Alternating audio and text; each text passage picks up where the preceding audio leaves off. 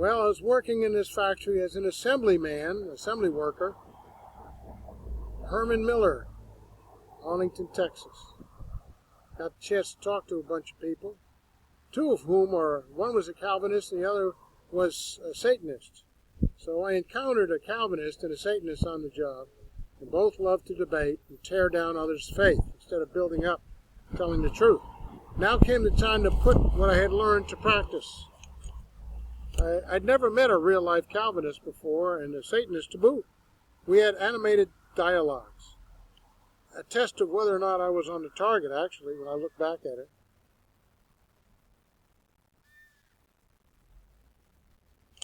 To debate what you believe is not so easy. To back it up with facts, to do it properly. Be honest about it. It's not easy. You have to know your stuff first. You have to do your own homework. These debates caused me to consider everything I was learning from the beginning. Conclusion.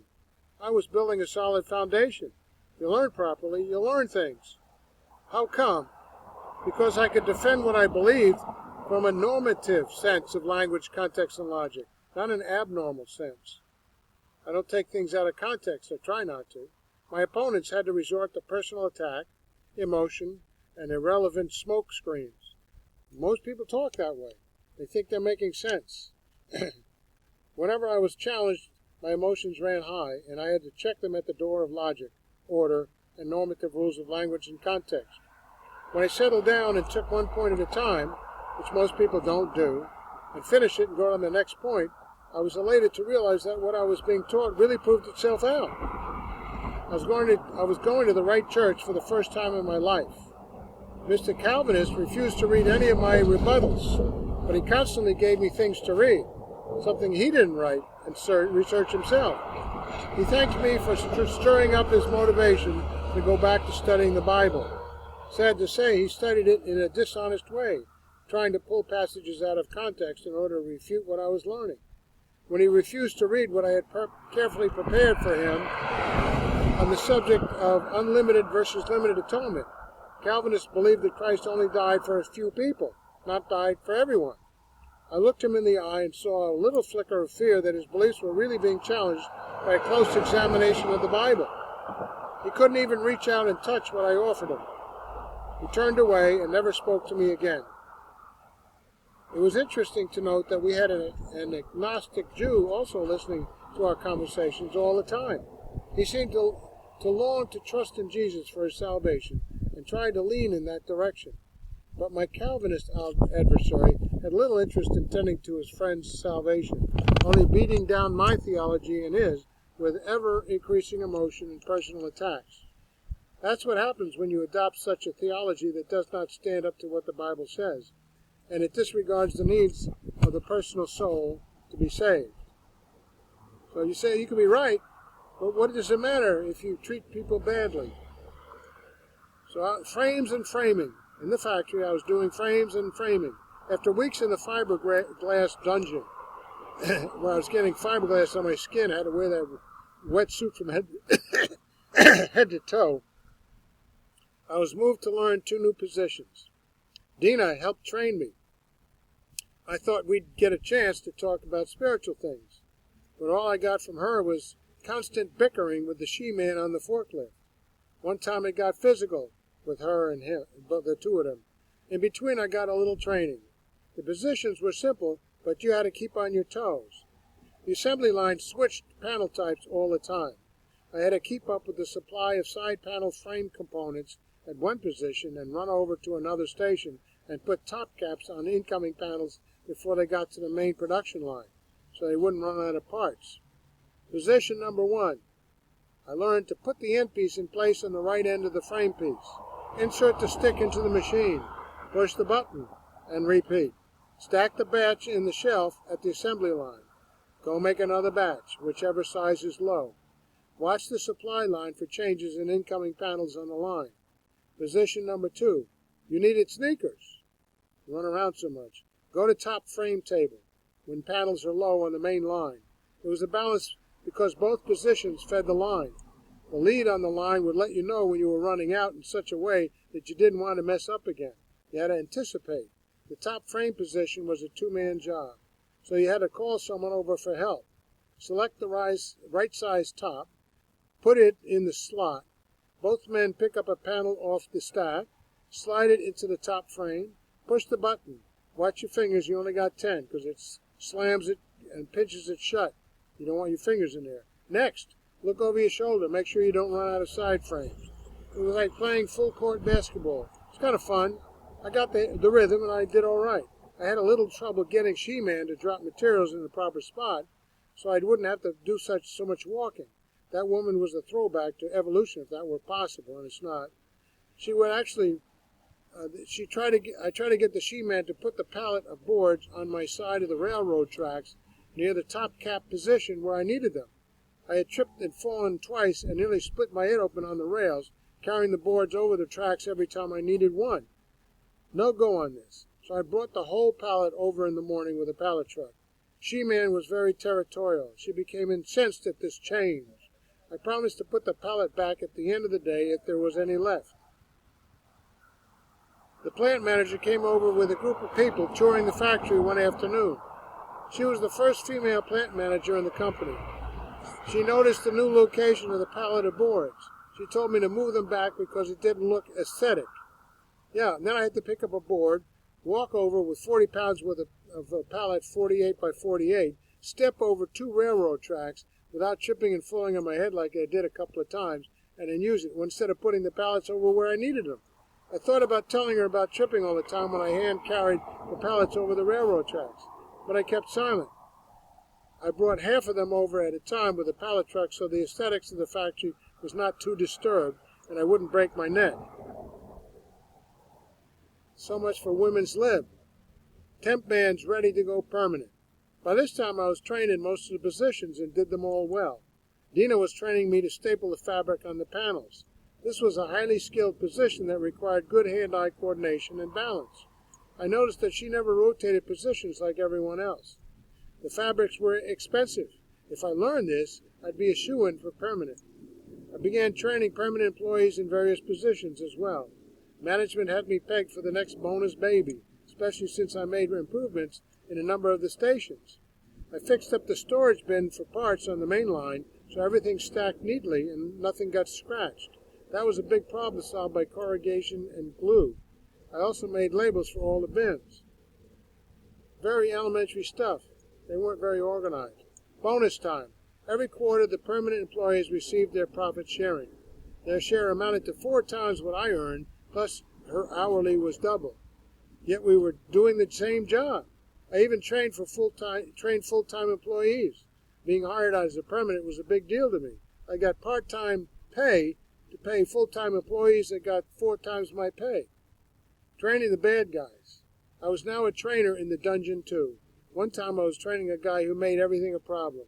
The dungeon meaning where you use those heavy-duty Swiss cheese steel panels and staple them around and nail them to wood framing and put fiberglass over them. This guy was big and dangerous, a muscle guy. He wouldn't even put the white suit on until I insisted. When I got to the nail guns, he kept missing the frame. I told him, take your time. Accuracy is important. Speed will come with time. And he lost it. He turned at me, lifted the gun, and pushed it between my eyes. All he had to do was pull the trigger and I was a dead man. I instinctively jerked my head back when I saw the nail gun come at me.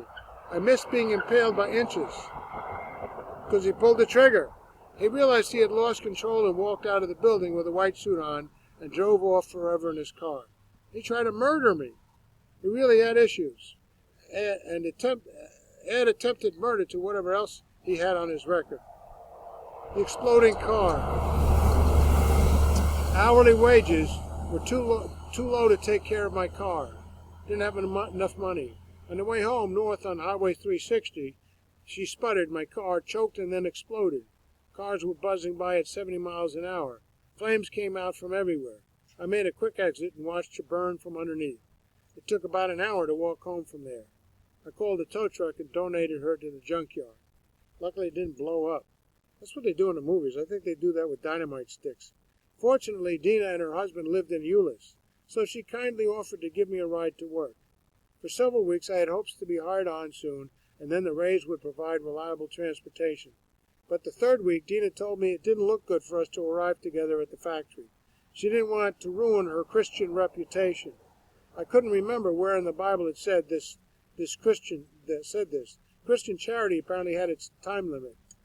Management was disappointed that I'd left work and didn't come back. I met Dena several months later at the supermarket. She asked how I was doing. I told her I was cleaning toilets at Sky Chef's on overnight shift. She was astounded at my fall from grace. "Why are you doing that job?" she asked. "God has better things for you." I told her I had no choice without a car, Dena. I had to take whatever I could. Remember, you stopped taking me. "I won't believe that God would do this to you," she said. "You must have done something wrong." "Wow, you did it for me." We also differed on salvation. She had insisted that you can lose it if you do something wrong. So she figured I was going to hell. When I pulled out my Bible and showed her several passages, like the end of Romans chapter 8, she said, "I don't believe it." I said, "I didn't write it." I got the picture. I saw fear in her eyes that she thought the devil was in mine. Ah, well. Anyway, night shift life. Without transportation, I had to take what I could get. Mike's brother-in-law, Michael, offered me a ride to work at Sky Chef's, where he worked night shift. So I interviewed and qualified to clean toilets on night shift. It's a hard job to qualify for, right? Michael was what Dena was not. He was reliable over a long period of time. He was not worried about his reputation with me riding to work with him every day.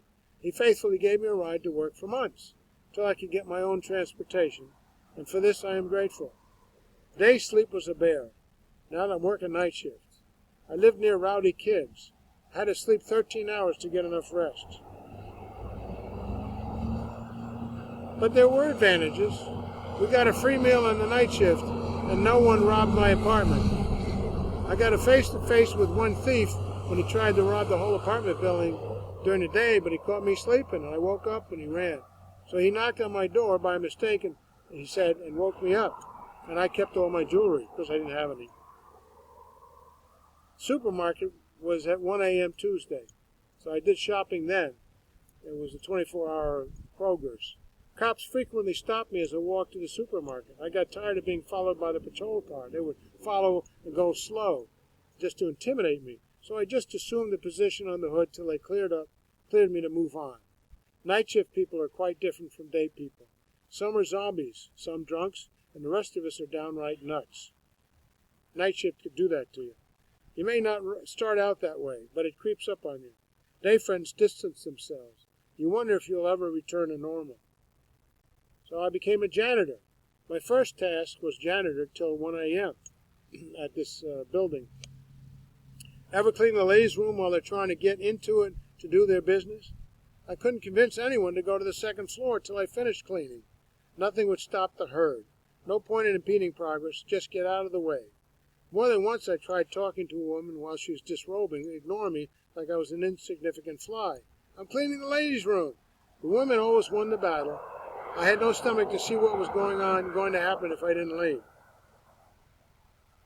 I solved the problem by pouring full-strength bleach on the entranceway floor and barricading the second door with equipment. Then they didn't want to come in.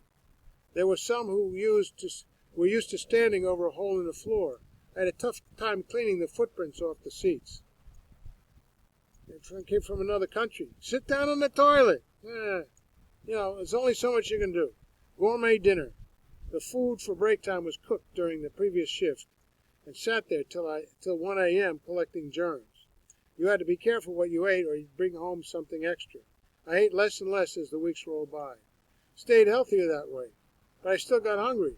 So you found yourself pocketing fresh food and munching on it, hiding it in the freezer, shivering as you chewed. There's a Sky Chef, so there's a kitchen. Make sure you wipe your face. The supervisors were sneaky. See food in your face, they know you've been stealing food. Hunger has a way of crossing the line of rules that people concoct. Many of the washing crew ate right out of the carts coming back from airline flights. This is Sky Chefs. They stooped down between the moving carts and ate like animals on the run, looking out for predator supervisors, one uneaten sandwich for the trash, one for the stomach. Funny, they never bothered to wipe their faces and were in full view of the super